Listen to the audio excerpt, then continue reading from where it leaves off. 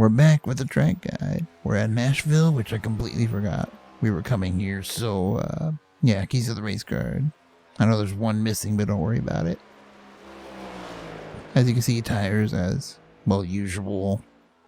And you can just read the list because, to be honest, as I'm saying this right now, I forgot what they were. I know one of them was like a bump out of 4. Another one was like, stay right on the yellow line. We'll actually discuss this more when we get to the lap. But first, pit road, and then we'll, do the rest. Alright, gonna make our way to pit road. Just enter 3 like normal, except we pretty much never get off the brake. I had to accelerate a little bit there. All the way down to 2nd gear. That little transition can get you. Let me speed this up. Let's ignore my guys over there. Here's your pit speed exit. Kind of keep it where that white line is to our left. In between these two little, I guess, runoff.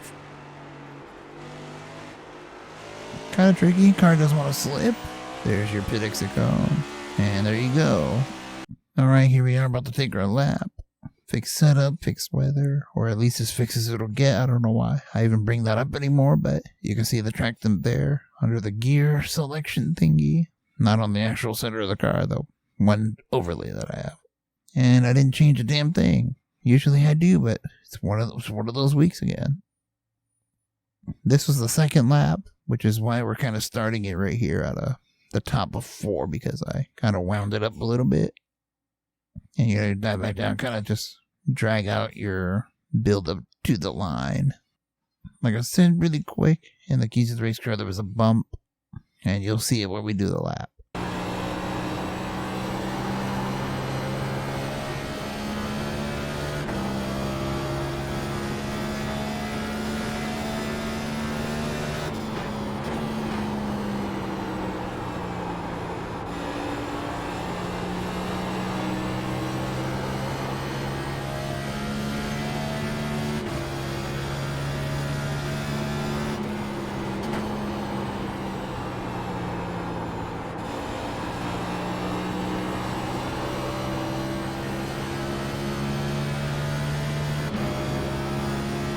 And there we have it for a 29.862. I kind of forget to mention this anymore. I don't know why, but yeah, let's back that up. You can see there was a lot of braking involved, a lot of trail braking, which is kind of fun, but there's also a lot of throttle control. And something I forgot to mention is the fall off it's not very much. So we'll make our way to 1.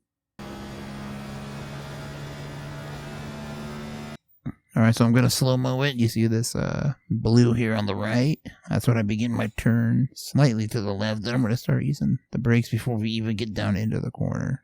I'm going to downshift, probably right around this Cup Series sign, maybe before it. You can still see them on the brakes. Now, it's quite a bit of braking that I had to do. But you can see the more we turn in, the more we trail. The less we use, till eventually you won't need to. Now, the car does kind of want to roll, but you kind of, I don't know, it kind of loses the nose. Once I touch the throttle, you see it start to rotate and I'll start to open up. Maybe. Yeah. You can see right there, there's no more front turn happening to the car. Even though I'm still turning left, it does not want to keep going that way.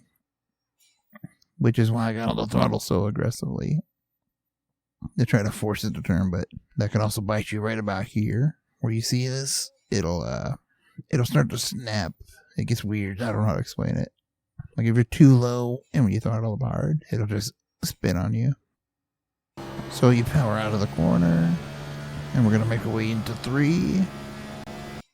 And again, we're looking at this blue sign, except I'm turning in just a little bit earlier. I'm going to get on the brakes just a little bit later than we did for 1 and the same scenario in between that Cup Series sign on the blue one. We're going to downshift to 4th gear. But you can see we didn't use as much brake in this quarter. We're still trailing, but I might actually underdrove that a little bit. But the same thing, we're going to try to use the throttle to get it to turn. And this is where the bump will kind of help.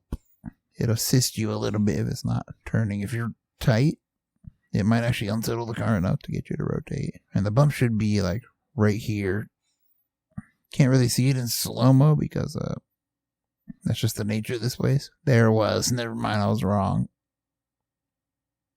You still see the same problem we had in 1 and 2. The front end just decides that it's done turning, but we're already full throttle, so it's not a problem.